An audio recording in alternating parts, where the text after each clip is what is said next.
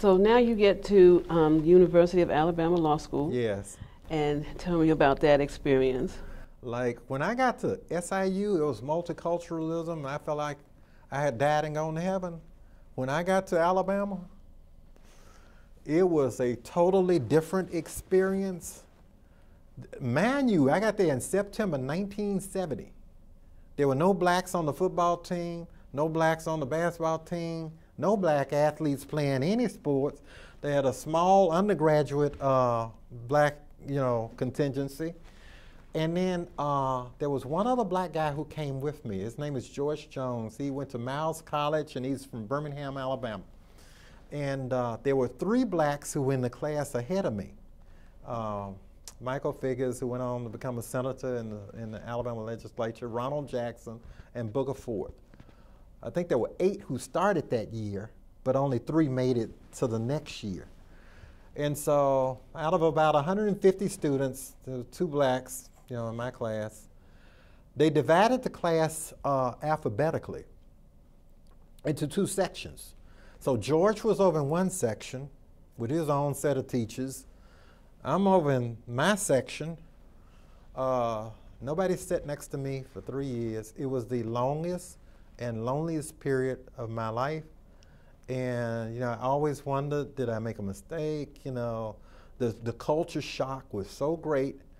And God has a way of, even when you think you're in your darkest hour, He has a way of just putting special people in your life to guide you to the next way station.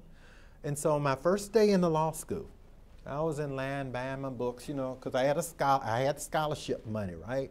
So I'm buying my books. The bookstore is in the law school. And I get all these new books, and this gentleman taps me on the shoulder and asks could he speak to me. I turned around, and it was the janitor of the law school. He had his custodial uniform on, and he wanted to speak to me in private. Tall, handsome, dark, distinguished-looking black man, elderly guy. And so we go over into a little corner, and he says, son, they study here in groups. And I don't think anybody's going to be studying with you, but this is what I suggest you do. Put those books back. There's out in the rotunda, just go out in the hall and go to the rotunda. You'll see the grades of the people who were here the year before you, and they have them posted by subjects, so contracts, property, all the subjects you take. And the teacher's name will be there. So you already know what teacher you got, and you know the courses you got. If I were you, I would go out to that wall and write down the names of the A students in those subjects. Then I would come back in here and look for the used books of those students. And he says what they do is they write in the margins and the underline as they go through all of these cases. And he says that since you're not going to have a study partner, their annotation will be your study group. Then I did what he said, and that guy, see, I came from all black teachers, right? K through 12. That was my launch pad, K through 12. I had a couple of black teachers in college. There were no black professors in law school. The handful of black students and the only black male presence, adult presence, was the janitor.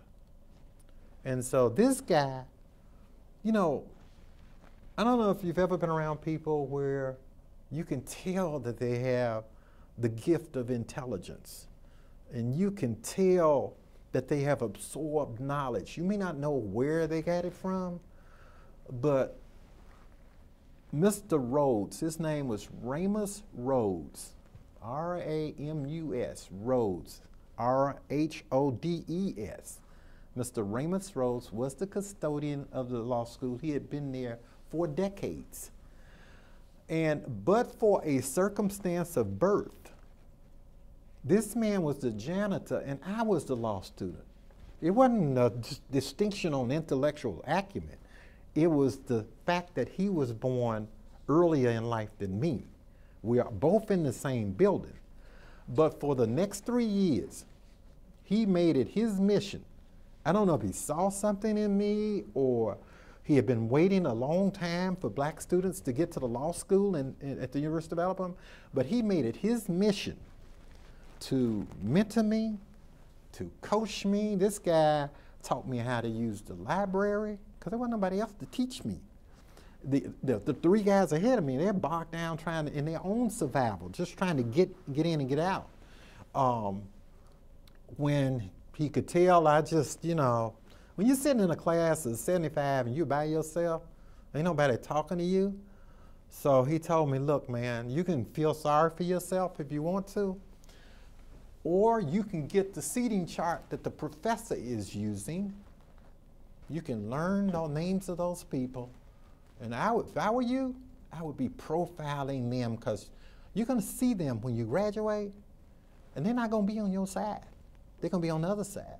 So if I was you, I'd study them now, profile them now, scout them now, see where they're strong, see where they're weak, which subjects do they exceed in, which ones are they not mastering real well. And I would just learn that knowledge so you have it as a resource when you're out there in the courtroom against them in your career. And so, you know, all professors are not the ones with the fancy degrees and titles and the pictures on the wall. Some professors come to you by way of the college of life, right? And that's who this guy was. And when I didn't think I had any more to give on a particular day, you know, when I didn't think I could take it anymore, right? You would go into his mop closet. His office was a mop closet with a bucket and the mop and the broom, and he had a little lamp in there because he read all the time. And so when I couldn't make it myself, he was carrying me. And he did it on many a day because he was determined that he was going to make sure that all of us could make it, who really stayed with it, could make it. And that was his purpose for being there. And I didn't realize till later on, and way after I graduated, I didn't realize till later on, because he never talked about himself. He was so focused, just like the high school people, they were so focused on getting you to the next chapter, the next chapter, the next chapter. I didn't realize that he actually had gone to Stillman College in Tuscaloosa back in the 50s.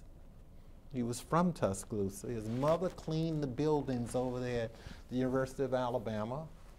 And he worked with her during the summers to make some money. And that when he graduated with his teaching degree, he couldn't get a job because they weren't paying or hiring teachers for the colored schools. And so in order to work, he took the janitor's job at the law school and stayed there. And that guy, I don't remember how many classes of black students he personally escorted through that law school, and to make sure that he was our bridge over troubled waters. And the day he, you know, when I took my last exam, I'm sitting out on the front porch of the old law school building, you know, looking at the campus, the quiet of the campus. And I was out there, beautiful day. You asked me why, what my favorite color was, it's blue. Because I was looking up at the sky and I'm just thanking God that you have delivered me from this place, because I thought it was a hellhole. I really did. And I survived it. It wasn't like, I didn't enjoy it. I survived it. 3 years by myself. I didn't go crazy, you know. I didn't get killed. I survived it. Because Tuscaloosa was the home of the KKK. I mean, that's the Grand Wizard. Everybody's there.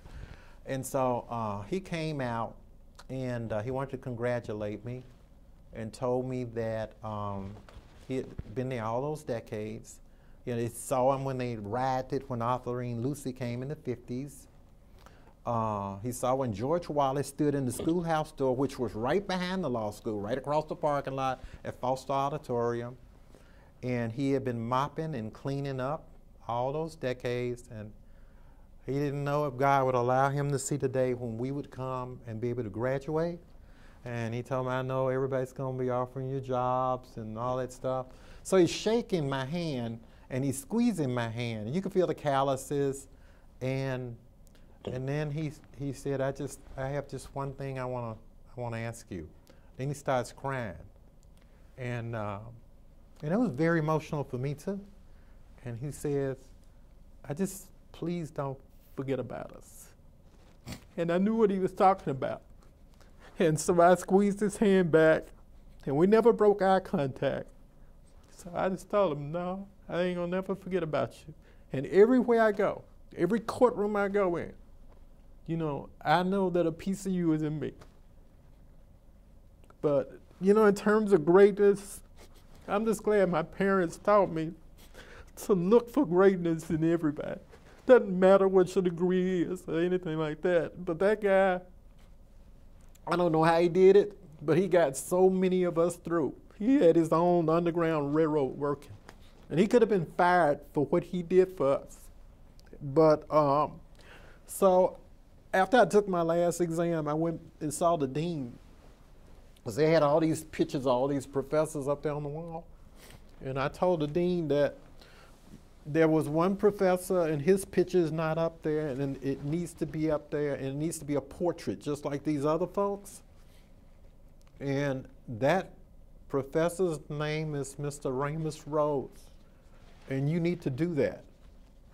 And you know, interestingly, the dean's name was Thomas Christopher, and he agreed to do that. And they got a portrait of Mr. Rhodes, and they put it up there on the thing.